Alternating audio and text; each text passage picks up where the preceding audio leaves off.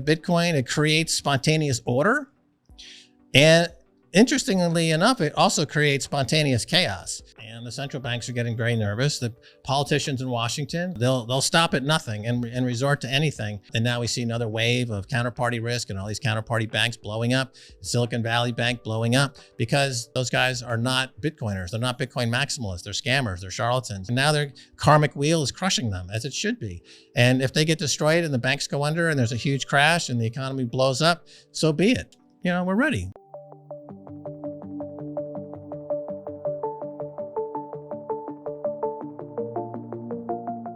Hey guys, welcome back to Let's Talk Crypto. As the banking crisis unravels, Bitcoin has gone on a wild run to the upside, surpassing the $28,000 mark on Sunday.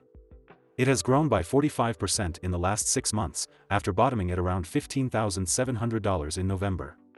In a recent interview, Max Keiser, journalist, writer, Wall Street escapee, fintech inventor, and Bitcoin OG, sat down with Mike Peterson to have an energetic conversation about Bitcoin and the banking crisis.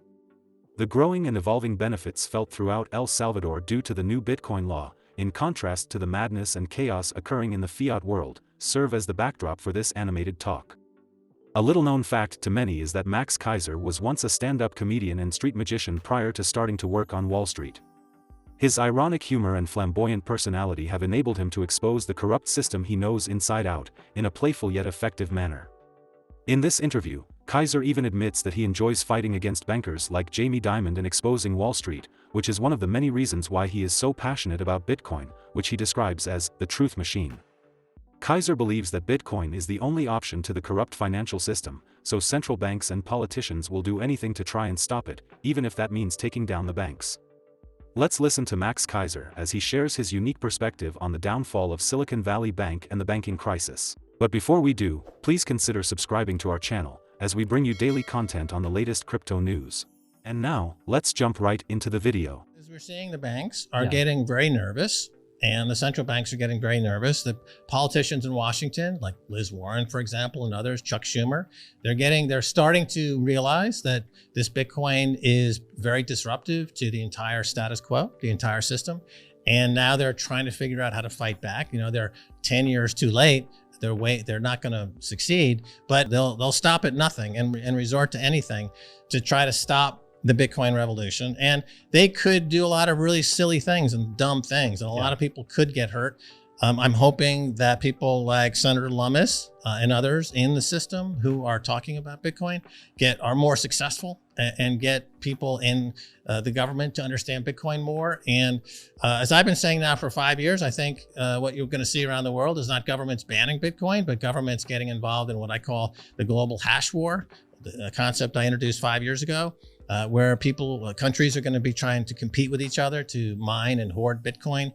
As the fiat money collapses, as banks collapse, there's really only two choices. That would be gold and Bitcoin. Bitcoin is superior in many, many ways. So I think that's how we get to Bitcoin 2 million. Yeah, is the total collapse of the fiat money world and the recognition that gold is okay, but Bitcoin is better. In the case of Bitcoin, what we've seen is the final capitulation of money to software. You know, up until Bitcoin, just about every single industry imaginable had become essentially transformed by software. The one lagging part of the economy that had yet to capitulate to software would be money. So money itself was still and banks were still a 300-year-old paradigm. And so Bitcoin comes around and it takes money into now a 300-year paradigm shift. So that's a huge shift to go from the way the banks were when the Bank of England was created in, I believe, 1692, to suddenly in the 2009, you had this leap, had a quantum leap. And that quantum leap, some people got it. Mostly the people who got it initially were people whose brains were adept at finessing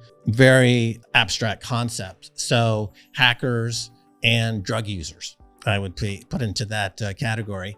And those who were on the fringe of society, typically the outcasts of society, who are forced to operate on the margins and can look at things abstractly. I mean, these are people for whom Bitcoin represented a chance to experiment. And the people who experiment on the fringes of society end up coming across ideas and concepts that when they make it to the mainstream of society, transform society. So the alchemists were absolutely insane many times in many cases. And so you had this type of mentality with Bitcoin. So Bitcoin is very much in the tradition of alchemists. Instead of trying to turn lead into gold, you're turning digits into, or encryption into the most advanced form and perfect, what do we call perfect money. Yeah. And so now here we are in 2023, and it's knocking on the door of the central banks, and Carstens at the Bank of International Settlements in Switzerland is now fully on alert that things are changing, things are coming. That's, again, the alchemical property of Bitcoin. It creates spontaneous order. And interestingly enough, it also creates spontaneous chaos. So I think I always ask the question on Twitter, is it reacting to the chaos or is it causing the chaos? And I think the answer is both. And we're in a very, very chaotic period, similar to other previous chaotic periods in history. And it's similar in ways, but it's also very different because Bitcoin is a very different situation. The US and these other countries in Europe, they're cracking under the pressure of fiat money madness. Fiat money breeds violence. Fiat money breeds war. Bitcoin monetizes peace and love. And I explain why that is, because it's unconfiscatable. So no matter how much coercion you attempt or violence, you cannot get my Bitcoin. So you have to come at me with something different. You have to come at me with something that I want in exchange for my Bitcoin in a peaceful way. So violence and war are demonetized by Bitcoin. Corey Clipston was really, I think, the most vocal and visible guy to call out the Celsius problems before they happened, and the other staking claims and the Ethereum. Ethereum is garbage, and he was early and he's very vocal about saying these things, and that's all been proven to be correct. I think that El Salvador again has benefited by Bitcoin maximalism because they avoided entirely all the problems of the past year that's happened in all these coins blowing up. And now we see another wave of counterparty risk and all these counterparty banks blowing up, Silicon Valley Bank blowing up, because again, it's a magic mirror. Silicon Valley, Andreessen Horowitz, those guys are not Bitcoiners. They're not Bitcoin maximalists. They're scammers. They're charlatans. And they looked at Bitcoin and they said, we can create something similar to Bitcoin and sell it to suckers and make a quick buck. And now their karmic wheel is crushing them, as it should be. And if they get destroyed and the banks go under and there's a huge crash and the economy blows up, so be it. That's the way, if that's the way they want to play it, that's the way we want to play it. We got our private keys. We got our Bitcoin.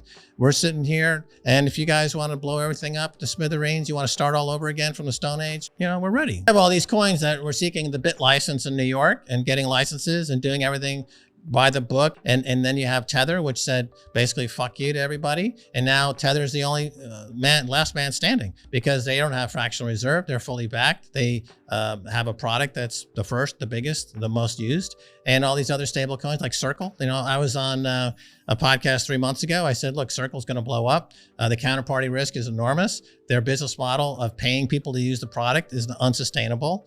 And they're crooks, they're charlatans. It's going to blow up. And now that's exactly what's happening. So again, Bitcoin is the master kind of revealer of the truth. It is the truth. It's the truth machine. I mean, this goes back 7 or 8 years, Michael. I think that The Economist magazine had a cover story that said Bitcoin, the truth machine. I mean, that was a very profound statement at that time. And I don't think hardly anybody understood what exactly the truth machine means. And now we know what it means. It means if you're a crooked bank like Silicon Valley Bank, you're going to get destroyed. You're going to get crushed under the wheel of Bitcoin. If you're a big fat loser like Carstens at the Bank of International Settlements, you're going to get destroyed by Bitcoin. No matter how much power you think you have, you don't have any power. You need to get a real job selling hot dogs somewhere, or go to like a Weight Watchers Anonymous and lose 500 pounds and join the living. This guy is a walking heart attack. He is like the meme for big banks. He's like the caricature of a big, fat, crooked banker.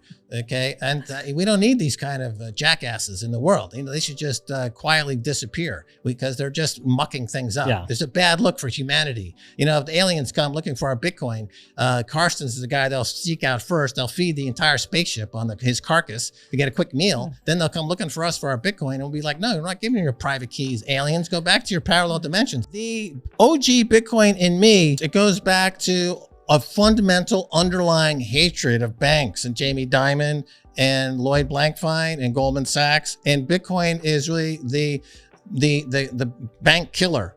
You know, it gets rid of these guys, and I detest them. And I worked on Wall Street. And why do you detest them? And when you work on Wall Street, it's like people who work at slaughterhouses become vegetarians, right? When you see how the meat gets slaughtered, and you see the process of industrial farming of chickens and cows, and you see the steroids, and you see people poking holes in cows to let the gas out from all the things that they're injecting into the cows, and how disgusting the whole industry is, you become a vegetarian, right? So a lot of times, if you work on Wall Street and you see how things are done, you kind of, you know, turn into a whistleblower, and you're like, wait a minute. Like I said, again, on this Tucker Carlson show, I mentioned that in the pension industry, it's a toxic waste dump for Wall Street. Wall Street wraps losing trades and busted trades and losses, and they package it up and they dump it in pension accounts for teachers and hospital workers and things like that. And it's incredibly cruel. I mean, Wall Street is a very cruel industry made up of craven, cruel people who are bankrupting anybody who's not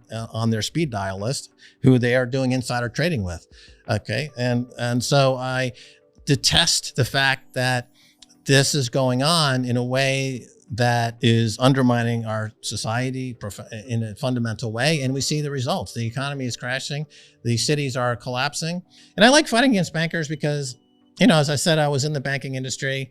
And the thing about fighting the banker like a Jamie Dimon is that they never really hit back, which is different than, let's say, if you're doing a lot of protest against the energy industry, that's really dangerous. Or the defense industry, that's really dangerous. You know, environmental journalists who go after companies who are polluting, a lot of those journalists get disappeared. They get murdered, right? But when you go after big banks, they don't care. There's nothing that you can do to hurt them. They will always get a bailout anyway. So this is like, it's fun to be able to just take on these giants. And I think one or two times we drifted over into like the energy business, and like immediately, like the earth stood still, and like lawyers showed up and letters showed up. And it's like, you can't talk about the energy industry. Who the fuck do you think you are? And I'm like, okay, well, I'm going back to the criticizing the banking industry, which is what I'm better at that anyway. What do you think about Keiser's view of the downfall of Silicon Valley Bank? Were they to blame, or were they just pawns in a much larger game? Let us know in the comments below. If you enjoyed this video, please make sure to give us a like and subscribe. Thank you so much for watching. This is Let's Talk Crypto, and we'll see you in the next video.